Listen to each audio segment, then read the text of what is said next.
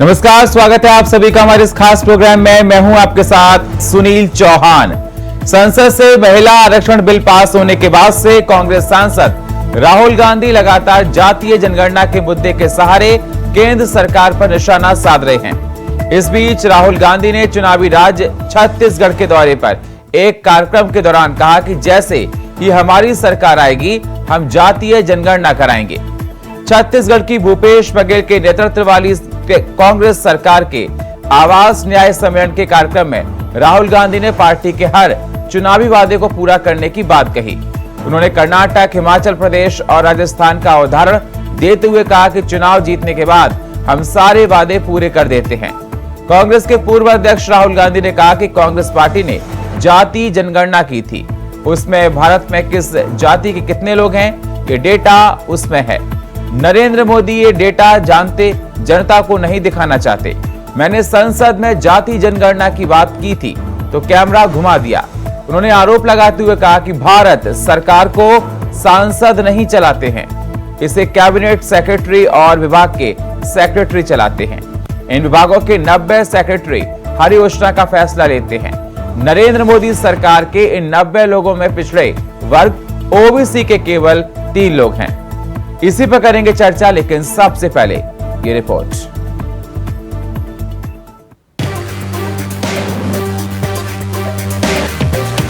छत्तीसगढ़ चुनाव से पहले बीजेपी और कांग्रेस एक दूसरे पर आरोप प्रत्यारोप की बारिश कर रही हैं। साल के अंत में होने वाले विधानसभा चुनाव को लेकर पार्टियां अपनी रणनीतियां बना रही हैं, जिससे इस चुनावी दंगल को जीता जा सके। लगातार रैलियों और सभाओं का दौर जारी है। राहुल गांधी ने अपनी सभा में बीजेपी पर आरोप लगाते हुए कहा कि ओबीसी वर्ग को राज्य सरकार द्वारा दिए गए आरक्षण पर लगे रोक के बाद एक बार फिर ये मुद्दा गरमाने लगा है। इस बार इस मुद्दे पर कांग्रेस के सांसद राहुल गांधी ने केंद्र की मोदी सरकार पर तंज कसा है। बिलासपुर के तखतपुर में जनसभा को संबोधित करते हुए राहुल गांधी ने जातिगत जनगणना पर कहा कि कांग्रेस जनता की सरकार चलाती है, लेकिन भाजपा अडानी के लिए सरकार चलाती है। अपने भाषण में राहुल गांधी ने भाजपा और प्रधानमंत्री मोदी को घेरते हुए कहा कि उन्होंने जब महिला आरक्षण बिल में ओबीसी को विशेष कोटा प्रदान करने और सेंशन कराने के लिए कहा तो कैमरा सभापति पर चला जाता था। अभी हाल में प्रधानमंत्री जहां भी जा रहे हैं ओबीसी कर रहे हैं, लेकिन ये समझ पाना मुश्किल हो रहा है कि वो ओबीसी को विशेष कोटा क्यों नहीं देना चाहते हैं। ओबीसी आरक्षण और कास्ट सेंशन की वकालत करते हुए राहुल ने कहा कि क्या हिंदुस्तान में सिर्फ 5% ओबीसी है? ये सबसे बड़ा सवाल है और इस सवाल का जवाब सिर्फ कास्ट सेंशन से मिल सकता है। वहीं भाजपा ने सांसद राहुल गांधी के कास्ट सेंशन के बयान पर कहा कि केंद्र की मोदी सरकार हर वर्ग के लिए काम कर रही है और देश में राहुल गांधी का ये पैतरा काम नहीं आएगा। आपको बता दें, छत्तीसगढ़ में ओबीसी वर्ग को राज्य सरकार ने 27% आरक्षण देने विधेयक पास कर लिया, लेकिन राजभवन से इस विधेयक पर मोहर नहीं लग सका। बहरहाल एक बार फिर ओबीसी बाहुल्य छत्तीसगढ़ राज्य में जातिगत जनगणना और आरक्षण पर सियासत फिर तेज हो गई है। नरेंद्र मोदी जी जहां भी जाते हैं ओबीसी वर्ग की बात करते हैं। करते नहीं करते? करते हैं ना। कांग्रेस पार्टी ने कास्ट सेंसस किया था, याद है आपको? याद है? उसमें हिंदुस्तान में हर जाति के कितने लोग हैं वो डेटा हिंदुस्तान की सरकार के पास पड़ा हुआ है। नरेंद्र मोदी जी वो डेटा पब्लिक को नहीं दिखाना चाहते। कोई भी योजना बनती है, जो 90 सेक्रेटरीज हैं हिंदुस्तान की सरकार के हर मिनिस्ट्री में, वो योजना को डिजाइन करते हैं, कितना पैसा कहां जाएगा वो डिसाइड करते हैं। तो मैंने देखा, मैंने चेक किया कि भैया इन 90 लोगों में से नरेंद्र मोदी जी की सरकार में पिछड़े वर्ग के कितने लोग हैं? आप हिल जाओगे। 90 लोगों में से सिर्फ 3 लोग ओबीसी समाज के हैं, और वो 3 लोग हिंदुस्तान का सिर्फ 5% बजट कंट्रोल करते हैं। भाइयों और बहनों, क्या हिंदुस्तान में सिर्फ 5% ओबीसी है? बीजेपी और कांग्रेस दोनों ओबीसी और जाति जनगणना को लेकर एक दूसरे पर आरोप पड़ रही हैं। अब देखना है कि जनता जनार्दन इस मुद्दे पर किसका साथ देती है। Bureau report, India voice, Raipur.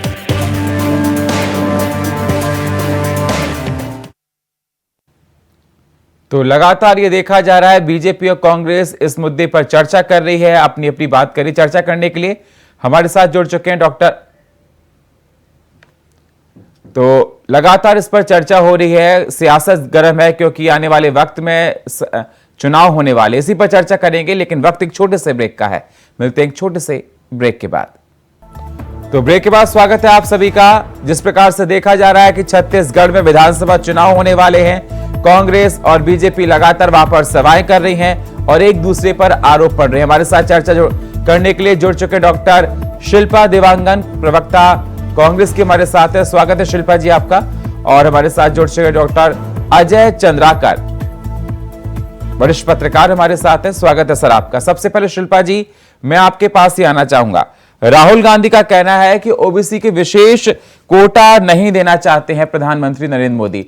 लगातार अपनी बातों को मान रहे हैं। मैं आपसे ये जानना चाहता हूं मैडम, लगातार बीजेपी भी आपसे ये सवाल कर रही है कि आपकी सरकार के रहते हुए आपने ऐसा कौन सा काम कर दिया जो आज आप दूसरों पर आरोप मढ़ रहे हैं। और उनका कहना है कि महिला आरक्षण बिल हम इसलिए लेकर आए थे कि महिलाओं का उत्थान हो सके। आपकी सरकार जाति जनगणना की बात करती है, आपकी सरकार ओबीसी की बात करती है, उसमें कहां तक आपने काम किया? जी नमस्कार। देखिए, भारत देश में लोकतंत्र सर्वोपरि है, क्योंकि लोकतंत्र से जनता के अधिकारों का संरक्षण होता है और इसी के कारण लोकतंत्र के ऊपर जनता का विश्वास है। ये एक्चुअल फिगर जो अधिकारों के संरक्षण का है वो किससे आता है? वो जनगणना से आता है। आप जानते हैं कि 2011 में जनगणना हुआ था, उसके बाद 2021 में जनगणना नहीं हुआ है। हमारे नेता आदरणीय राहुल गांधी जी और आदरणीय खड़गे जी भी लगातार कह रहे हैं कि जनगणना करवाइए, जातिगत जनगणना करवाइए, और लेकिन केंद्र की मोदी सरकार के कान में अभी तक जू नहीं रेंगी है। तो आप बताइए, जब तक एग्जैक्ट फिगर मालूम नहीं रहेगा, ये एक्सरे की तरह होती है जनगणना जो है, जातिगत जनगणना, हर वर्ग हर समुदाय को यदि अपन अधिकारों की बात करते हैं तो ऑथेंटिक लाभ तभी मिलेगा जब एग्जैक्ट फिगर हमारे पास होगा। हमारे पास यदि एग्जैक्ट फिगर नहीं है तो ये किस मुंह से अधिकारों का संरक्षण करने की बात करते हैं। और आजकल आदरणीय नरेंद्र मोदी जी जहां भी जाते हैं वो ओबीसी वर्ग के हितों की रक्षा करने की बात करते हैं और ये दावा करते हैं कि ओबीसी हितैषी है। ये खुद को ओबीसी वर्ग का बताते हैं, परंतु इनकी नीति और नियत साफ दिख रही है। यदि नीति और नियत में साफ होता तो ये जनसंख्या के अनुपात के आधार पर अधिकारों की रक्षा के लिए जनगणना जरूर कराते, ओबीसी को लाभ जरूर मिलता। ओबीसी वर्ग के लिए इनकी नियत साफ नहीं दिख रही है। जनगणना में ओबीसी कॉलम दर्ज कराने के लिए देश के काफी सारे नेता मांग करते नजर आ रहे हैं, परंतु ये इन अपनी जिम्मेदारियों से भागने की कोशिश कर रहे हैं, अपनी जिम्मेदारियों को निभा नहीं रहे हैं। और जनगणना, जातिगत जनगणना के लिए तो ये पहले ही मना कर चुके हैं, तो किस तरीके से अधिकारों का संरक्षण होगा? और ये बात भी नहीं करते हैं कि कब जनगणना होगी, जातिगत जनगणना कब होगी, ये बात नहीं करते। छत्तीसगढ़ की बात करूं तो हमारे छत्तीसगढ़ में माननीय भूपेश बघेल जी ने जातिगत जनगणना कराई और उसके आधार पर आप देखिएगा कि आरक्षण विधेयक भी पास किया, परंतु भारतीय जनता पार्टी, आप देखेंगे, एक उदाहरण देती हूँ, 2 दिसंबर 2022 को हमारा बिल पास हुआ। भाजपा के षड्यंत्र के तहत जो हमने 76% का आरक्षण विधेयक पास किया था, वो राजभवन में इन्होंने षड्यंत्र पूर्वक रोक लगा दी है, जो कि वो जो विधेयक था सर्वसम्मति से पास हुआ था। राजीव जी, मैं आपके पास आ रहा हूं। ठीक है, नियत में खोट है जी। राजीव जी की आवाज को ठीक कीजिए। राजीव जी, सवाल मेरा आपसे यह है, मेरी आवाज आपको मिल रही है? राजीव जी, मेरी आवाज आपको मिल रही है सर? हाँ, बिल्कुल अच्छी आ रही है आवाज। आपकी आवाज ही बहुत अच्छे से आ रही है, अपनी बात को आप रखना। सवाल मेरा आपसे है, शिल्पा देवांगन जो कि कांग्रेस की प्रवक्ता हैं, तमाम आरोप आप पर मढ़ रही हैं। उनका पहला आरोप आप पर है कि आप जातीय जनगणना से क्यों भाग रहे हैं, जनता के साथ छलावा हो रहा है। नरेंद्र मोदी ओबीसी की बात करते हैं कि मैं ओबीसी हूं, आपने ओबीसी के लिए क्या किया, और तमाम ऐसी योजनाएं जो कांग्रेस ने अपने शासनकाल में की थी, उन योजनाओं को आपने दबाया, जनता को छला है, धोखा किया है, आपकी नीयत साफ नहीं है। देखिए सुनील जी, कांग्रेस ने देश को 70 साल तक छला है, धोखा दिया है। कांग्रेस पार्टी ने जनजाति के नाम पर, आरक्षण के नाम पर और धर्म के नाम पर देश का बंटवारा करवाया। वो नहीं भूल सकते कि नेहरू जिन्ना पैक्ट हुआ था, जिसमें जिन्ना, नेहरू और माउंटबेटन बैठकर बोलते हैं कि ये पाकिस्तान की धरती रहेगी धर्म के आधार पर। ये कांग्रेस की नीति नियत रही है कि फूट डालो और राज करो। जहां तक जाति जनगणना की बात है, जो हम आज के डिबेट के विषय पर आते हैं, 2021 में ये प्रस्तावित था, लेकिन कोरोना महामारी के कारण जब लोग एक दूसरे से सम्मानजनक दूरी बना रहे थे तो इसे टाल दिया गया था, लेकिन काम नहीं रुका। अगर आप बात करेंगे तो राहुल गांधी जी वैसे बड़ा हास्यास्पद, बहुत मनोरंजन करते हैं, कल भी बड़ा हास्यास्पद बात किए कि 5 ओबीसी अधिकारी पूरे भारतवर्ष में है, पूरे दिल्ली में 5 ओबीसी अधिकारी है। तो इस प्रकार से हास्यास्पद बात करके उन्होंने अपनी खिल्ली खुद उड़वाई। पूरा देश जानता है ओबीसी वर्ग आज एक बहुत सम्मानित वर्ग है। देश का प्रधानमंत्री ओबीसी है, हमारे भारतीय जनता पार्टी में नेता प्रतिपक्ष ओबीसी है, हमारे पहले ओबीसी थे, और ये पूरा देश ओबीसी वर्ग के बंधुओं का नमन करता, वंदन करता उनके कार्यों का।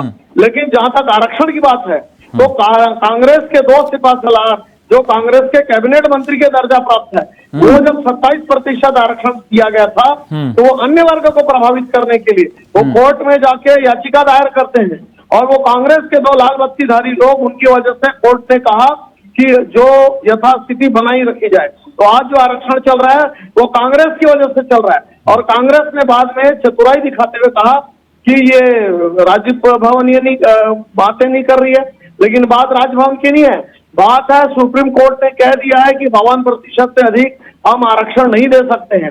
जहां तक भारतीय जनता पार्टी की नीति नियत की बात डॉक्टर साहिबा कर रही थी, तो उन्हें बता दूं कि भारतीय जनता पार्टी एकात्म मानवतावाद पर बात करती है, सर्वजन हिताय सर्वजन सुखाय की बात करती है। हमारी सरकार अगर राशन बेचती है, उस राशन को इनकी सरकार डकार कर खा जाती है, और 16 छोटे अधिकारी सुपरवाइजर को टर्मिनेट करके कहती है कि कार्रवाई चल रही है।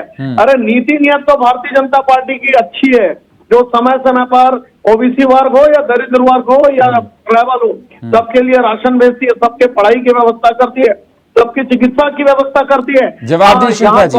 कांग्रेस ने इसको एटीएम समझ के रखा है छत्तीसगढ़ को। जब हम आवाज देते हैं ओबीसी वर्ग के लिए या किसी के लिए, तो आवाज बनने नहीं देते। राहुल गांधी के शब्दों को हास्यास्पद बता रहे हैं राजीव जी। उनका कहना है कि वो सोच समझ के अपनी बातों को नहीं रखते, और कहा कि हमारी सरकार हमेशा जनता के हितों की काम करती है, ओबीसी के हितों के लिए काम करती है। देखिए, सबसे पहले तो ये अधिकारों की बात करते हैं तो अनुमानित जो ओबीसी वर्ग का अनुमानित आबादी है वो 52 से 54% है, ये निश्चित बात है। परंतु अधिकार देने की बात होती है तो भाजपा के नेता उस पर बात नहीं करते हैं, क्योंकि आपके सरकार में कितना होती है उसके हिसाब से चाहिए, परंतु ये इस बार में बात नहीं करेंगे। ये नहीं बात करेंगे कि विधानसभा के अंदर जो पारित हो गए, ये विधानसभा के अधिकारी है और नेता कुछ और बोलते हैं। इतना झूठ बोलते हैं मंच पे, राहुल गांधी जी झूठ बोलते हैं, भूपेश बघेल जी झूठ बोलते हैं, इनकी नीयत साफ नहीं होती है। ये बात करते हैं महिला आरक्षण की, ओरिजिनल बिल्कुल आपकी सरकार ने लटका के रखा था। कौन है आपकी सरकार में आरक्षण को लटका के रखा था। आरक्षण के हम है, कांग्रेस पार्टी है। जब कांग्रेस पार्टी ने आधी आबादी को अपना पूरा अधिकार देने की बात की थी सबसे पहले, तब इन्हीं के नेता ने आजादी की फेल किया ओबीसी था। वर्ग इन्हीं के नेताओं ने उन्हें फेल किया था। नहीं तो आधी आबादी का 65 वर्षों से आधी, हाँ, कोई अधिकार नहीं। आज की कांग्रेस वर्ग में, धर्म में, जाति भेद के नाम से लोगों को लड़वाती है। बात करते हैं आपकी सरकार की मंशा है, कांग्रेस की मंशा है। पीएम आवास की बात करें तो 7 लाख लोगों को इन्होंने वैसे ही वंचित रखा हुआ है। तो आज के दिनांक में हमने न्याय योजना दे करके उन 7 लाख वंचित लोगों को राहत पहुंचाने की कोशिश की है। तो में दर्द हो गया है, ये जनता की बात नहीं करते। उन्होंने आवाज देने से इनकार कर दिया। अभी ग्रामीण आवास की कल लॉन्चिंग हो रही, चुनाव के 6 दिन बचे हैं आचार संहिता लगने में। सुनील जी, इनकी सरकार पूरी तरह बेनकाब हो चुकी है। न ओबीसी वर्ग के लिए कुछ कर सकते हैं, न आरक्षित वर्ग, न स्टूडेंट ये बता दूं कि हमारे मुख्यमंत्री जी ने केंद्र सरकार को कई बार पत्र लिखे, कुछ नहीं किया, पत्र लिखते हैं। इस बात को साझा कर सकते हैं कि केंद्र सरकार की तरफ से किसी भी प्रकार का जवाब ठीक है राजीव जी, ठीक है शिल्पा जी, मैं आपके पास आऊंगा। मेरे साथ डॉक्टर अजय चंद्राकर जी जुड़े हैं, उनके पास जाना है। ठीक है, आप लोगों ने अपनी अपनी बात रख दी। अजय जी, मेरी आवाज मिल रही है सर आपको? जी सुनील जी, मिल रही। बहुत अच्छे से आपने सुन लिया होगा राजीव जी को, बीजेपी के प्रवक्ता, और शिल्पा जी कांग्रेस के प्रवक्ता। दोनों प्रवक्ता अपनी अपनी सरकार के हितों की बात कर रहे हैं। छत्तीसगढ़ में विधानसभा चुनाव होने वाले हैं, तैयारियां चल रही हैं और लगातार देखा जा रहा है कि बड़े बड़े केंद्रीय मंत्री, राहुल गांधी जो कि कांग्रेस के सांसद हैं, तमाम पार्टियों के दिग्गज अपनी जनसभाएं कर रहे हैं और आरोप प्रत्यारोप लगातार बरसता जा रहा है। आजकल देखा जा रहा है कि ओबीसी पर राजनीति बहुत हो रही है। राहुल गांधी का कहना है कि ओबीसी को लेकर कोटा नहीं देना चाहते हैं, केंद्र सरकार पर आरोप लगाए, जाति जनगणना को लेकर बात कर रहे हैं। किस प्रकार से छत्तीसगढ़ में इसको देखा जा रहा है और क्या असर पड़ेगा चुनाव पर? देखिए सुनील जी, जब भारत गुलाम था तो 1931 में आखिरी बार जनगणना हुआ है, जातिगत जनगणना। उसके बाद आज तक नहीं हुआ। विंदेश्वरी प्रसाद मंडल जी की अगुवाई में मंडल कमीशन की सिफारिश 1980 में आ चुकी थी। उस समय कौन किसकी सरकार थी? मैडम इंदिरा गांधी की सरकार।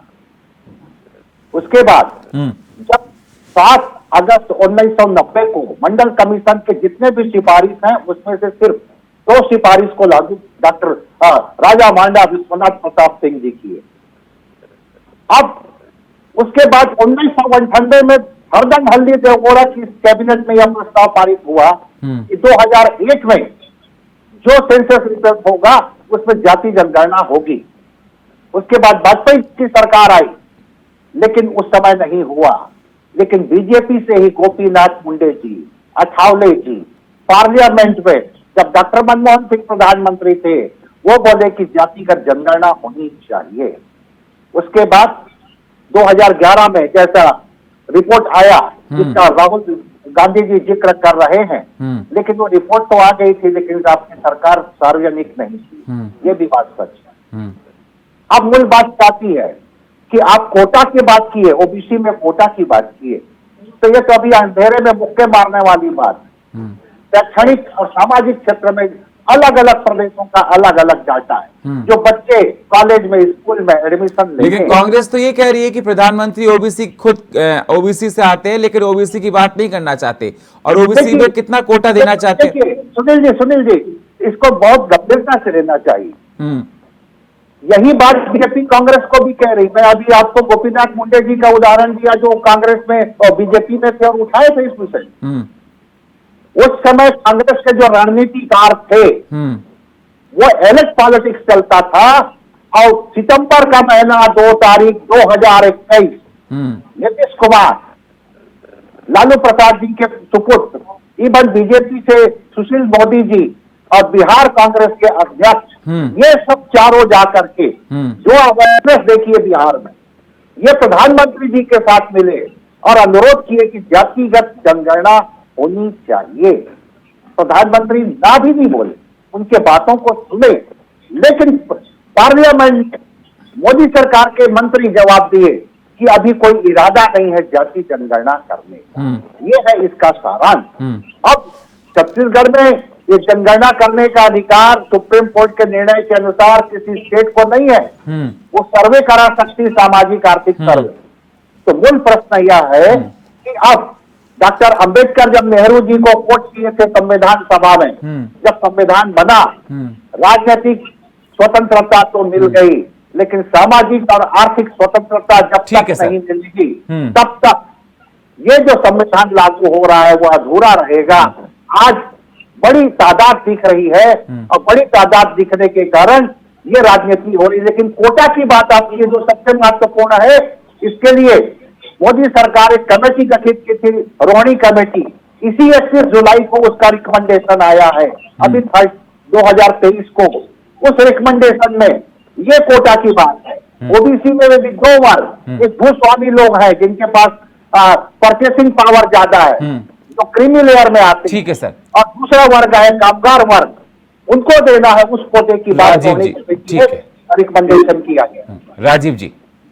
जी जी, निश्चित रूप से बहुत शानदार बात कही प्रोफेसर चंद्राकर साहब ने। तो बातें तय हो गई है कि इसकी दिशा और दशा तय होती है इन सर्वेक्षणों से कि किस प्रकार से हम आर्थिक उन्नयन के द्वारा, किस प्रकार से जो हम प्लानिंग करते हैं, प्लानिंग कमीशन को हो जाती है ताकि उनके लिए स्कूलों की व्यवस्था हो, उनके लिए राशन की व्यवस्था हो, और उस प्रकार से एक रास्ता दिखता है। लेकिन पॉलिटिकल अपॉर्चुनिटी लेने के लिए, फोटो अपॉर्चुनिटिज्म के लिए किसी जनसभा में ये कह देना कि ओबीसी वर्ग को आगे आने नहीं देना चाहते, ये बहुत गंभीर बात है। आज हम विश्व के 5वें सबसे बड़े अर्थव्यवस्था की ओर जा रहे हैं। आज आप देखेंगे कि देश दुनिया के आसपास क्या हो रहा है, बड़ी बड़ी अर्थव्यवस्था तबाही की ओर है और भारत की आर्थिक विकास दिन के दिन बढ़ रही है। कोरोना काल के 2 भीषण संक्रमण के बावजूद भी जहां हमारे बहुत सारे लोग चले गए, अच्छे सारे हैंड चले गए, इंडस्ट्रियल ग्रोथ पूरे विश्व में माइनस की हो रहा है, लेकिन भारत अग्रसर हो रहा है। ऐसी दिशा में हमारे प्रधानमंत्री जी देश को बहुत सुरक्षित रूप से आगे बढ़ा रहे हैं और उसमें ये जातिगत आरक्षण की बात कह देना कि देना नहीं चाहते हैं। पूरे भारत देश में जितने भी वर्ग है, आरक्षित वर्ग हो, ओबीसी वर्ग हो, उनका सबका विकास होगा।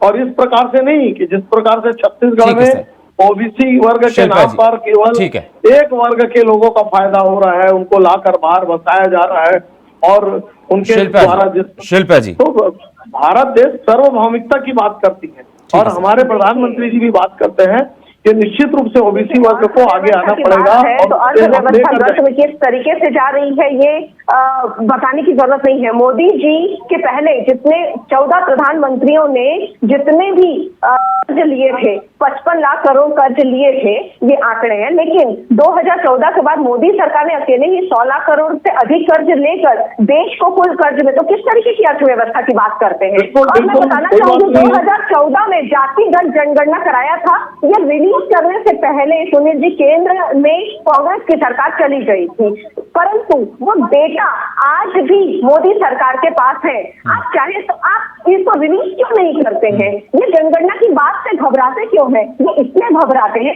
क्योंकि इनकी नाकामी सामने आ जाएगी। ये अधिकारों को देने से घबराते हैं, ये डेटा रिलीज करने से घबराते हैं। मैं पूछना चाहती हूँ, ये जनगणना से इतना घबराते क्यों है? क्यों मोदी सरकार जनगणना, जातिगत जनगणना से घबराई हुई है? इसका जवाब ये नहीं देते हैं। अरे वैक्सीन लगाना जरूरी था शिल्पा जी। 2021 के बाद जो कोरोना की महामारी आई थी उस समय पहले प्राथमिकता थी लोगों को वैक्सीन, जी हाँ, वैक्सीन की प्राथमिकता थी। उन्हीं लोगों के द्वारा वैक्सीन लगाया गया, डोर टू डोर सर्वे किया गया, वैक्सीन सेंटर बनाए गए।